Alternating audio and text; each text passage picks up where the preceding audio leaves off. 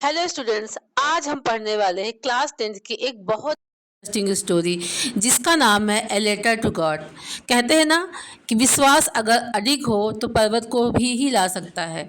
जी हाँ, इस स्टोरी में ऐसा ही कुछ विश्वास लेंचो को अपने ईश्वर के ऊपर, अपने भगवान के ऊपर था, जो उसका सब कुछ डिस्ट्रॉय, सब कुछ खत्म होने पर भी उसका एक विश्वास था कि भगवान कहीं ना कहीं भगवान उसकी मदद करेंगे। आगे क्या होता है स्टोरी में, चलिए जानने के लिए हम पढ़ते हैं ए लेटर टू गॉड। कहानी लेंचो नाम के एक किसान की है जिसका घर एक छोटी सी पहाड़ी के ऊपर स्थित था। उस ऊंचाई से कोई भी नदी या पके हुए मक्के के खेत को देखा जा सकता था। उस पर लगे हुए फूल जो ऐसा लग रहा था कि मानो वह वादा कर रहे हो कि इस साल का फसल बहुत ही अच्छा होगा। जैसा कि लेंचो एक किसान था, उसे पता था कि उसके खेतों को किस चीज की आवश्यकता है। अब उसके खेतों को कम से कम एक अच्छी बारिश या फिर हल्की बारिश की आवश्यकता थी। लेंचो अपनी पत्नी से कहता है, अगर वास्तव में कुछ बारिश हो जाए तो हमारे खेतों को बहुत लाभ होगा। और खाना बनाते हुए इसकी पत्नी ने कहा कि अगर ईश्वर को मंजूर होगा तो अच्छी बारिश हो सकती है। उसके बड़े बच्चे खेत में काम कर रहे थे और छोटे बच्चे पास में ही खेल रहे थे। जब तक उनकी माँ उनको बुलाती नहीं है कि खाना तैयार हो गया, तब तक वह अपना काम करते रहे। भोजन के बाद लेंचो ने भविष्यवाणी की, पानी की बड़ी बड़ी बूंदें गिरने वाली है, क्योंकि उत्तर पूर्व दिशा से बड़े बड़े बादल आते हुए दिखाई दे रहे थे। थोड़ी देर बाद जब लेंचो बाहर से अंदर आया तो उसने कहा कि आकाश से गिरती हुई वर्षा की बूंद नहीं है, बल्कि यह सिक्के बरस रहे हैं। बड़ी बूंदें 10 सेंट के बराबर है और छोट 5 सेंट के बराबर है।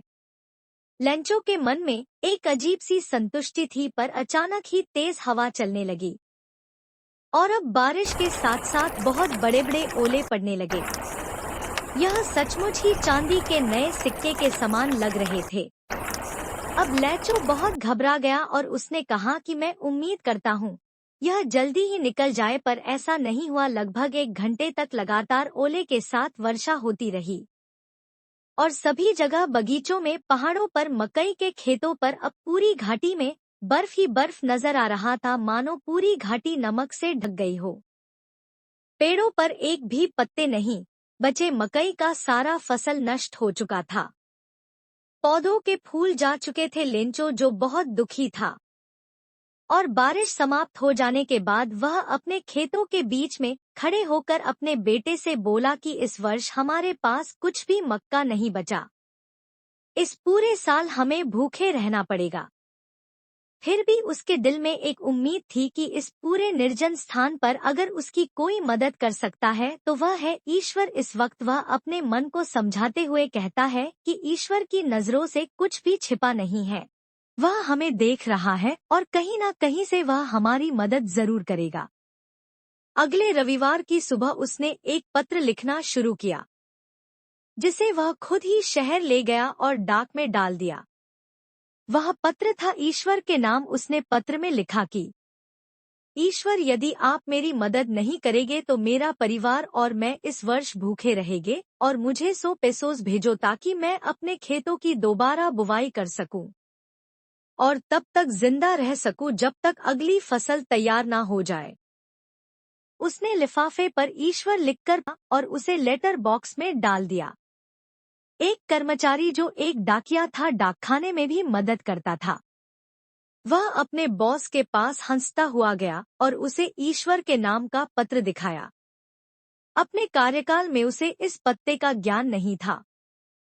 पोस्टमास्टर एक तंदुरुस्त और खुश मिजाज व्यक्ति था, वह भी हंस पड़ा, किंतु अगले ही क्षण वह गंभीर हो गया और पत्र को उसने मेज पर पटकते हुए कहा कि कितना विश्वास है इसे ईश्वर पर, हमें इसका विश्वास ईश्वर पर से हटने नहीं देना चाहिए।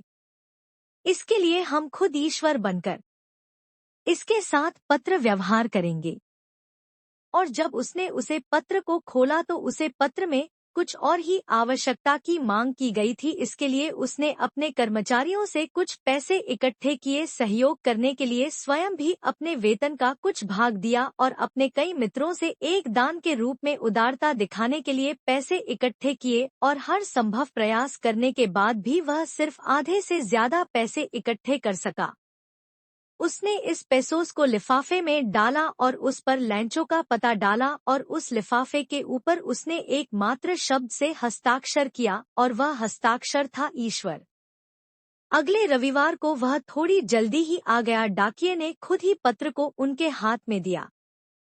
लैंचो को लिफाफे के अंदर पैसे देखकर थोड़ा भी आश्चर्य नहीं हुआ, ऐसा उसका आत्मविश्वास था।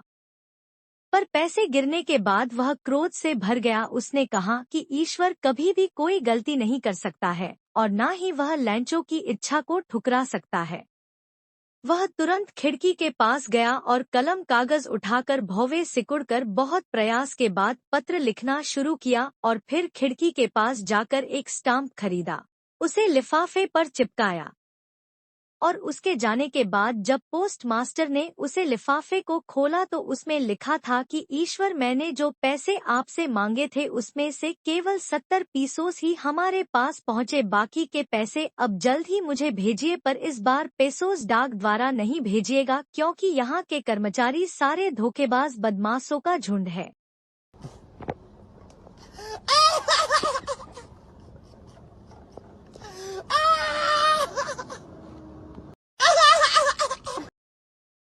है ना जो एहसान फरामोश, क्योंकि पोस्ट मास्टर और उसके एम्प्लॉयज़ ने उसकी इतनी हेल्प की, फिर भी उसने उसने उनको क्या कह दिया, बंच ऑफ क्रुक्स, यानी कि बेईमानों का झुंड। तो कैसा लगा ये वीडियो? अगर ये वीडियो आपको पसंद आया होगा तो प्लीज़ मेरे इस चैनल को लाइक, सब्सक्राइब और शेयर करना बिल्कुल भी ना भूलें, ताकि ऐसे ही इंटरेस्टिंग वीडियो हम आपके लिए लाते रहेंगे। अब मिलेंगे अगले पार्ट में। Till then, bye bye.